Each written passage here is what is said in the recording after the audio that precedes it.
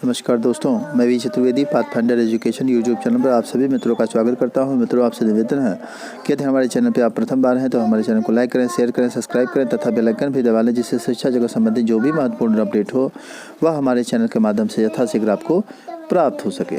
जैसा कि आप सभी जानते हैं, 21 तारीख को मीटिंग हुई थी युवा मोर्चा की तरफ से और यह निर्णित हुआ था कि 14 तारीख से आंदोलन शुरू होगा।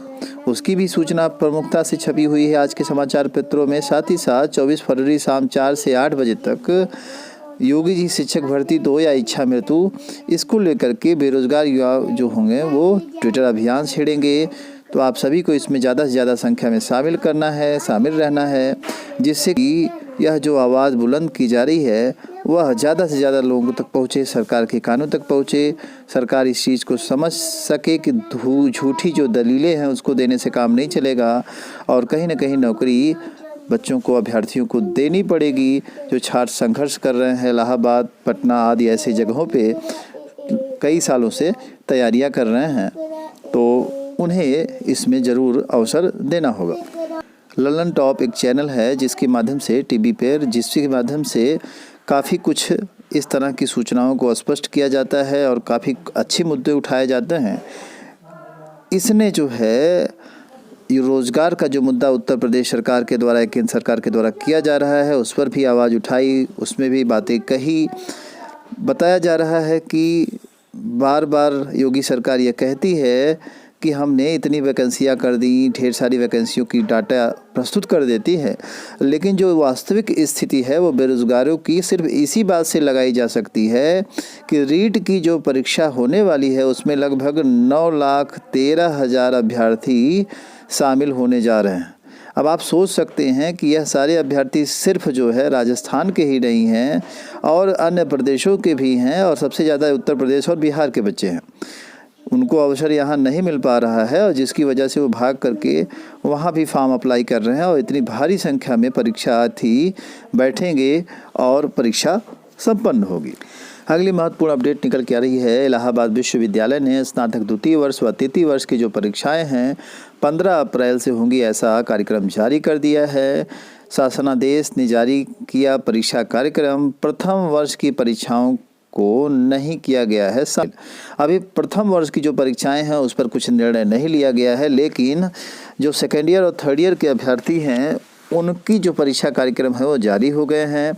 साथ ही साथ दिया है सेमेस्टर परीक्षाओं का कार्यक्रम भी होगा जल्द जारी। इलाहाबाद प्रशासन सेमेस्टर परीक्षाओं का भी कार्यक्रम जल्द ही जारी करेगा।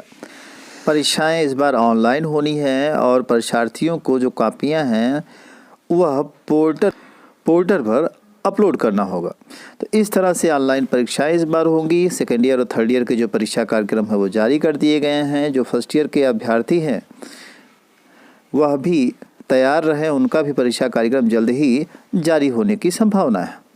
अगली महत्वपूर्ण अपडेट निकल के आ रही है। टीजीटी पीजीटी जो साक्षात्कार हैं सामाजिक विज्ञान के, उस पर हाईकोर्ट की रोक लगी हुई थी, कुछ कारणवश विवाद था, उसको निपटारित करने के साथ ही 16 मार्च से परीक्षार्थियों के साक्षात्कार होंगे, ऐसा जो नोटिस है वो जारी कर दिया गया है। माध्यमिक शिक्षा चयन आयोग के द्वारा 1099 पदों के लिए 13 अप्रैल तक होगी साक्षात्कार, यानी 16 से 13 अप्रैल तक साक्षात्कार कार्यक्रम जारी कर दिया गया है।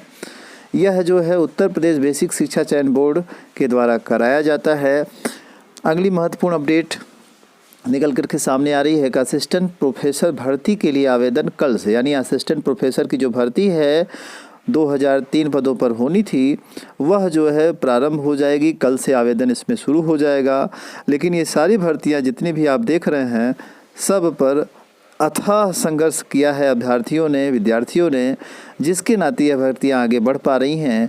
और आज भी देखिए टीजीटी के लगभग 2 महीने 2.5 महीने से ऊपर बीत चुका है और इनका जो संशोधित विज्ञापन है अभी तक जारी नहीं हुआ है। अभ्यर्थी सड़कों पर उतरने के लिए मजबूर हो गए हैं, जिसकी वजह से आज जो है महाआंदोलन भी है। आप सभी अभ्यर्थियों से अनुरोध है कि ज़्यादा से ज़्यादा संख्या में पहुंच करके आंदोलन को सफल बनाएं। साथ ही साथ मैं यह भी कहना चाहूँगा कि आयोग जो है भर्तियां निकाले और करे, यह बहुत आवश्यक होता है और अभ्यर्थी उसी के लिए तैयारी करते। अगली जो महत्वपूर्ण अपडेट है वह निकल के आ रही है। आम आदमी पार्टी ने आरोप लगाया है कि उत्तर प्रदेश अधीनस्थ सेवा चयन आयोग द्विस्तरीय परीक्षा प्रणाली केवल नौकरियों को उलझाने के लिए कर रहा है, यानी उसकी एक साजिश है सरकार की, साथ ही साथ आयोग की भी। तो सही भी लगता है, कारण है कि वैकेंसियाँ यहाँ ढेर सारी आनी हैं, 50,000 सीटें आएंगी, 50,000 सीटें आएंगी, रोज़ समाचार पत्रों में रहता है। लेकिन उसको पूरा करने के लिए पहले चयन आयोग की ज़रूरत होगी और साथ ही साथ द्वितीय जो परीक्षा प्रणाली है उसमें ऐसा सिस्टम बना दिया गया है कि अभ्यर्थी उससे स्वयं ही बाहर हो जाएंगे। इसी कारणवश उसका विरोध भी हो रहा है। तो इस तरह से UPSSC के द्वारा द्विस्तरीय जो परीक्षा प्रणाली है उसका विरोध जारी है। अगली महत्वपूर्ण अपडेट निकल के आ रही है। शिक्षा व्यवस्था बर्बाद करने वालों पर सख्ती से निपटा जाए सुप्रीम कोर्ट का आदेश है कि जो शिक्षा व्यवस्था को डिस्टर्ब करने वाले अभ्यर्थी हैं, बार बार पेपर लीक होता है और अन्य अभ्यर्थी हैं जो कि इसमें शामिल होकर के परीक्षा लीक कराते हैं, उन सब पर कार्रवाई की जाए। साथ ही साथ आयोग को यह भी सोचना चाहिए और कोर्ट को यह भी आदेश देना चाहिए कि जो भ्रष्ट नेता हैं, अभ्यर्थी हैं, साथ ही साथ अधिकारी हैं, उन सब पर कार्रवाई होनी चाहिए और त्वरित होनी चाहिए, जिससे कि बच्चों को लाभ प्राप्त हो सके। लेकिन कोई भी आयोग ऐसा नहीं है जो ऐसा करे और उस पर सख्ती से निपटे। आप जानते ही हैं कि टेट की परीक्षा हो, चाहे CTET की परीक्षा हो, सुपर टेट की परीक्षा हो, इन सब में प्रश्न पत्र आउट होते रहे हैं और आरोप लगते रहे हैं और जो जांच चली भी वह भी आज तक निष्कर्ष पर नहीं पहुंच सकी कि उसमें हुआ क्या। हमेशा अभ्यर्थियों की बातों को दबा दिया जाता है और स्पष्ट नहीं हो पाता कि आयोग या किसी व्यवस्था ने, सरकार ने क्या किया। सरकार के ढेर सारे वादे रहे और फिर से एक बार चुनावी वर्ष आ रहा है, लेकिन पता नहीं इस सरकार की क्या रोजगार विरोधी नीति है जिससे अभ्यर्थी सड़कों पर उतरने के लिए मजबूर हैं। तो इन्हीं सारी सूचनाओं के साथ मित्रों, सूचना सुनने के लिए आप सबों का बहुत बहुत धन्यवाद। हमारे चैनल को लाइक, शेयर और सब्सक्राइब करें। Thank you very much.